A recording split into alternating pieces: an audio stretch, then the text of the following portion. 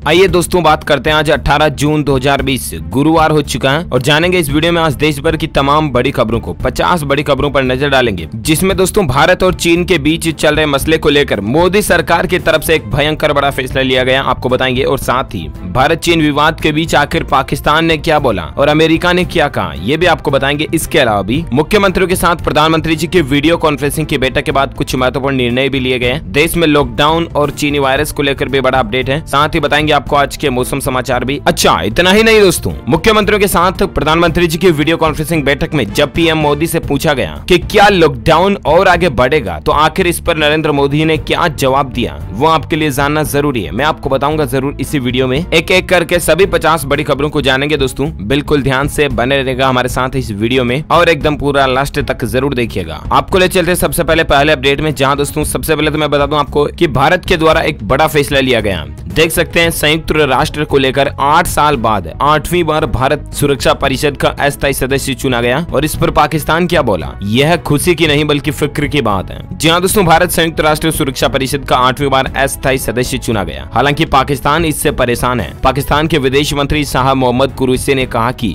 UNSC में भारत की अस्थायी सदस्यता हमारे लिए चिंता का विषय है। साथ ही पाकिस्तान के विदेश मंत्री ने भारत के नागरिकता कानून का भी जिक्र किया। आखिर ये अस्थायी सदस्य क्यों चुने जाते हैं, तो इनको चुनने का मकसद ये होता है दोस्तों कि वहाँ क्षेत्रीय संतुलन बना रहे। अफ्रीका, एशिया, प्रशांत देशों के लिए तय 2 सीटों पर 3 उम्मीदवार जिबूती, भारत और केन्या हैं। और अभी आपको पता होगा भारत और चीन के बीच जो मसला चल रहा है, इसमें भी आप देख सकते हैं कि चीन के खिलाफ प्रतिशोध का भारत का पहला बड़ा कदम है। टेलीकॉम क्षेत्र में चीनी कंपनियों पर प्रतिबंध लगने का भारत सरकार ने ऑर्डर दे दिया। जी हाँ, चीन सीमा विवाद को लेकर भारत के साथ संघर्ष का बदला मैदान ए जंग में भारत किस तरह से लेगा, यह तो भविष्य की बात है, लेकिन तत्काल प्रभाव से चीन को आर्थिक रूप से घायल करने की तैयारी शुरू हो चुकी है। बुधवार को सरकारी स्तर पर इसका फैसला हो चुका है। टेलीकॉम मंत्रालय के अधीन काम करने वाली कंपनी बीएसएनएल की 4G टेक्नोलॉजी की स्थापना में चीन की कंपनियों को दूर रखा जाएगा। उच्च पदस्थ सूत्रों के अनुसार संचार मंत्रालय ने बीएसएनएल को इसका निर्देश भी दे दिया। इस दिशा में जारी टेंडर को रिवर्स करने का भी फैसला किया गया। मतलब साफ है दोस्तों की चीनी कंपनियां अब इससे बाहर जाएंगी और कुल मिलाकर के भारत सरकार शुरू कर चुकी है चीन के खिलाफ जंग। अच्छा दोस्तों, भारत चीन की जब बात हो रही तो कुछ और अपडेट्स में आपको साथ के साथ बता देता हूँ। फिर अपन जानेंगे देश के कुछ और बड़ी खबरों में, जहाँ बैंक खाता वालों के लिए अपडेट है, छात्र छात्राओं के लिए भी बड़ी खबर है, वो अपन बाद में जानेंगे। फिलहाल भारत चीन के बीच मसले को लेकर बड़ा अपडेट आप देख सकते हैं कि व्यर्थ नहीं जाएगा जवानों का बलिदान, हमारे वीर शहीद मारते मारते शहीद हुए हैं। पीएम नरेंद्र मोदी ने खुद ये बात कही है। जी हाँ दोस्तों, पीएम मोदी ने चीन की 2 टूक देखिए आप, कोई भ्रम न पाले, देंगे माकूल जवाब। सेना ने भी मोर्चेबंदी बढ़ा दी है। जी हाँ, कल से दोस्तों चीन और भारत के बीच जब से मसला हुआ और भारत के हमारे जो 20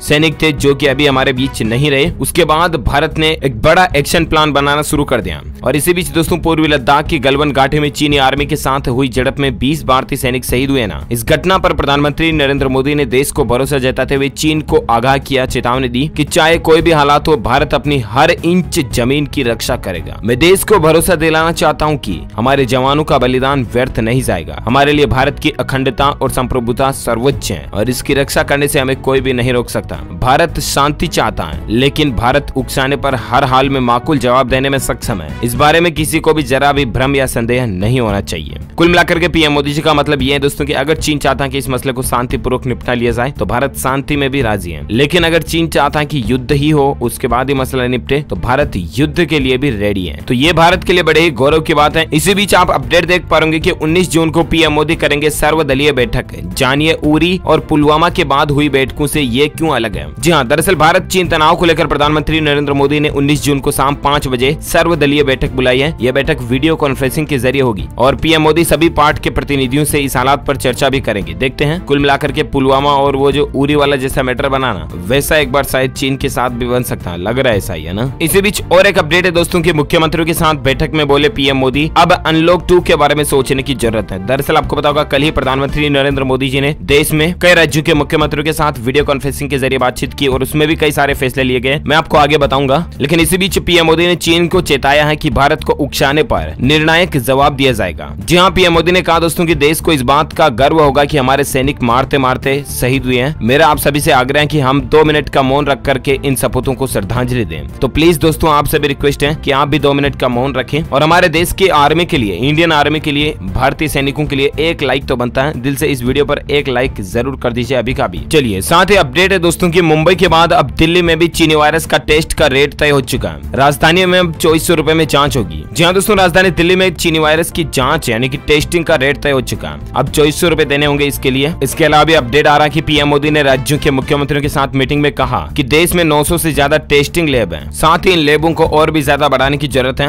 अब देश में ही 1 करोड़ पीपीई किट और इतने ही N95 मास्क की सप्लाई भी हो रही है। मौजूद समय में देश भर में बहुत कम रोगियों को वेंटिलेटर और आईसीयू की जरूरत है और ऐसे में पीएम मोदी का कहना यह है दोस्तों की स्वास्थ्य सुविधाओं को और ज्यादा बढ़ाना पड़ेगा हमें। इसी बीच दोस्तों कल जो चीन के साथ भिड़ंत में हमारे देश के जो जवान शहीद हुए थे उनके साथ नरेंद्र मोदी जी ने 15 मुख्यमंत्रियों के साथ मिलकर के एक साथ सबने नमन किया, मौन रखा। फिर पीएम मोदी बोले कि वे लड़ते लड़ते शहीद हुए हैं, उनका बलिदान व्यर्थ नहीं जाएगा। जाहिर सी बात है दोस्तों, कुल मिलाकर के प्रधानमंत्री जी द्वारा कोई न कोई बड़ा एक्शन प्लान बनाया जा रहा है। मैं आपको आगे इसका भी एक अपडेट बताऊंगा। फिलहाल एक खबर देख सकते हैं कि मुख्यमंत्रियों के साथ बैठक में पीएम मोदी ने दिया टेस्टिंग, ट्रेसिंग और आइसोलेशन पर जोर। TTI का एक फॉर्मूला दिया उन्होंने, तो इन चीजों पर जोर रखना पड़ेगा। और इसके अलावा भी एक बिग ब्रेकिंग न्यूज अपडेट आप देख सकते हैं कि क्या देश में फिर से लगेगा लॉकडाउन। आखिर पीएम मोदी ने इस बात को लेकर क्या जवाब दिया। जी हाँ, तो दरअसल दोस्तों देश में चीनी वायरस के संक्रमण के बढ़ते मामलों के बीच अब हर किसी के दिल में एक सवाल घूम रहा कि आखिर क्या फिर से वापस सख्त लॉकडाउन लगेगा पहले जैसा। तो ये सवाल पूछा गया दोस्तों कल ही मुख्यमंत्री के साथ जो बैठक हो रही थी उसमें। तेलंगाना के मुख्यमंत्री चंद्रशेखर राव जी ने पीएम मोदी जी से पूछा था। उस पर पीएम मोदी ने स्पष्टीकरण दिया दोस्तों कि अब वापस देश में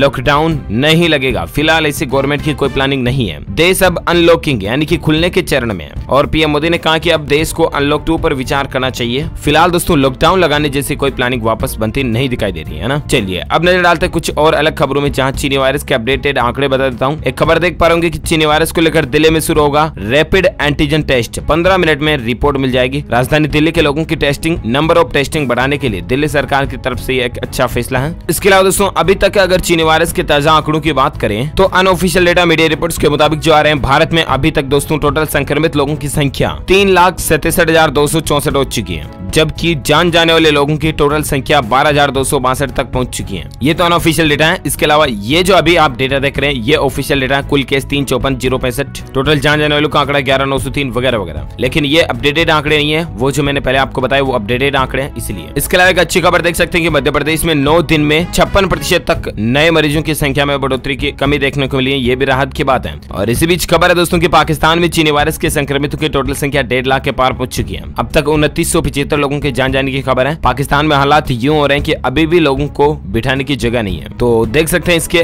बारे में ज्यादा इन्फॉर्मेशन आप। और अगले अपडेट में बात करें दोस्तों आज के मौसम समाचार वेदर न्यूज अपडेट को लेकर बड़ी खबर देख पा रहे होंगे कि 18 और 19 जून को देश के 8 राज्यों में इन 151 शहरों में आंधी और तेज बारिश की संभावना है। ये पूरी लिस्ट भी आपको बताएंगे कि कौन कौन से शहरों में कितनी बारिश हो सकती है, अलग अलग राज्यों की, है ना। ये लिस्ट आप देख पा रहे होंगे। यहाँ पिछले 24 घंटों के दौरान बारिश हुई। और इसके अलावा अभी अगर भारतीय मौसम विज्ञान विभाग की माने दोस्तों तो अगले 24 से 48 घंटों के दौरान संपूर्ण भारत का जो मौसम पूर्वानुमान निकल कर आ रहा, उसके अनुसार दोस्तों अगले 24 घंटों के दौरान पूर्वोत्तर भारत, पश्चिम बंगाल के कई हिस्सों में, साथ ही बिहार, झारखंड, कोंकण, गोवा, तटीय कर्नाटक और केरल के कुछ हिस्सों में मध्यम से भारी बारिश होने की उम्मीद है। छत्तीसगढ़, दक्षिण और पूर्वी मध्य प्रदेश, पूर्वी उत्तर प्रदेश, गुजरात के कुछ हिस्सों में, आंतरिक महाराष्ट्र और आंतरिक कर्नाटक में भी हल्की से मध्यम बारिश हो सकती है। इसके अलावा आंध्र प्रदेश, तेलंगाना, दक्षिण राजस्थान, लक्षद्वीप, उत्तराखंड में भी कुछ जगहों पर मध्यम बारिश के आसार बन रहे हैं। राजस्थान में कई जगहों पर लू चलती रहेगी। पंजाब, हरियाणा और दिल्ली सहित उत्तर पश्चिम भारत के लगभग सभी भागों में दिन का तापमान 40 डिग्री से ऊपर रहेगा, यानी लू चलती रहेगी, है ना। तो ये तो रहे आज के मौसम समाचार। और आइए अब मैं आपको फटाफट से बता देता हूँ आज के सोना चांदी और पेट्रोल डीजल के रेट भी, जहाँ सराफा बाजार का अपडेट आप देख पा रहे कि एक दिन में सबसे बड़ा बदलाव सोना चांदी दोनों की कीमतों में इस लेवल का देखा गया, जहाँ सोने की कीमत 161 रुपए गिर कर 47,406 रुपए प्रति 10 ग्राम तक पहुंच चुकी है। वहीं चांदी में 243 रुपए की गिरावट आई और उसके बाद चांदी का रेट 48,087 रुपए प्रति किलो हो चुका। चलिए अब नजर डालते हैं दोस्तों देश के कुछ और बड़ी खबरों पर, जहां पहला अपडेट है कि HPBOSE यानी कि Himachal Pradesh board of school education के 12वीं कक्षा का रिजल्ट आज गुरुवार सुबह ठीक 11:30 बजे HPBOSE का 12th रिजल्ट घोषित हो चुका होगा ना, तो चेक कर लीजिएगा आप। चलिए इसी बीच खबर है कि भारत और चीन के बीच चल रहे तनाव को लेकर अमेरिका ने कहा दोस्तों कि 20 सैनिकों की जान जाने का दुख हमें भी है। राष्ट्रपति डोनाल्ड ट्रंप इस पूरे घटनाक्रम पर नजर रखे हुए हैं। कुल मिलाकर के दोस्तों भारत और चीन के बीच मसले के बीच अमेरिका का ऐसा बयान आने का मतलब यह है कि भारत का साथ दे रहा अमेरिका पूरी तरह से। अमेरिका ने कहा दोस्तों कि वो 20 सैनिक जो इस दुनिया को अलविदा कहे, उनका दुख हमें भी है। राष्ट्रपति डोनाल्ड ट्रंप और प्रधानमंत्री नरेंद्र मोदी के बीच 2 जून 2020 को फोन पर बातचीत हुई थी। उसके बाद भारत और चीन सीमा के हालातों पर चर्चा भी हुई है। तो ये अपडेट है। और इसी बीच खबर है दोस्तों की टेक्नोलॉजी को लेकर अच्छी खबर है। फेसबुक और इंस्टाग्राम के उपयोगकर्ता अपने अकाउंट पर अब राजनीतिक विज्ञापनों को ब्लॉक कर पाएंगे। यानी कि अगर आप नहीं चाहते दोस्तों कि आपकी टाइमलाइन पर आपकी प्रोफाइल देखते हुए, आपकी फेसबुक विजिट करते हुए आपको आपकी टाइमलाइन पर पॉलिटिक्स एडवर्टाइजमेंट यानी कि राजनीतिक विज्ञापन दिखाई दे, तो आप उन चीजों को ब्लॉक भी कर सकते हैं। ठीक है ना। तो ये फायदा अब आपको फेसबुक और इंस्टाग्राम के अंदर देखने मिलेगा। चलिए इसी बीच खबर है एक एनालिटिक्स सर्वे में देखिए कि लॉकडाउन में घर बैठे बैठे हर भारतीय ने तकरीबन औसतन 2 घंटे से भी ज्यादा मोबाइल फोन और लैपटॉप का इस्तेमाल किया लॉकडाउन में, है ना। जबकि मोबाइल फोन की बात करें तो प्रति व्यक्ति औसतन 3 घंटे होता था, वो 5 घंटे तक चला गया। ये देख सकते हैं आप इस टेबल में ज्यादा डिटेल और जानकारी। इसी बीच खबर है दोस्तों की वाणिज्यिक कोयला खनन की नीलामी गुरुवार को प्रधानमंत्री शुरुआत करेंगे और उसके बाद से खदानों वगैरह की कोयला की जो नीलामी है उनकी शुरुआत हो जाएगी। और इसी बीच खबर है कि ग्राहकों के हितों के साथ खड़ी हुई सुप्रीम कोर्ट मोरेटोरियम मामले में केंद्र सरकार को फटकार लगाई। और सुप्रीम कोर्ट का एक कहना है दोस्तों की लॉकडाउन के दौरान बैंक का लोन चुका रहे लोगों को मोरेटोरियम राहत मामले में सुप्रीम कोर्ट अब ग्राहकों के हितों पर सख्त हो गई है। कोर्ट ने केंद्र सरकार और reserve bank of India RBI को फटकार लगाते हुए कहा दोस्तों की सरकार इस मामले में पीछे नहीं हट सकती। ब्याज की छूट मामले में सुनवाई करते हुए कोर्ट ने कहा कि अगर केंद्र ने लोन मोरेटोरियम की घोषणा की है तो ये सुनिश्चित करना चाहिए कि ग्राहकों को उद्देश्यपूर्ण तरीके से लाभ दिया जाए। और भी ज्यादा जानकारी आप देख सकते हैं। और इसी बीच खबर है कि चीनी वायरस के बीच एक अच्छी खबर आई है। सबसे ज्यादा एफडीआई पाने वाला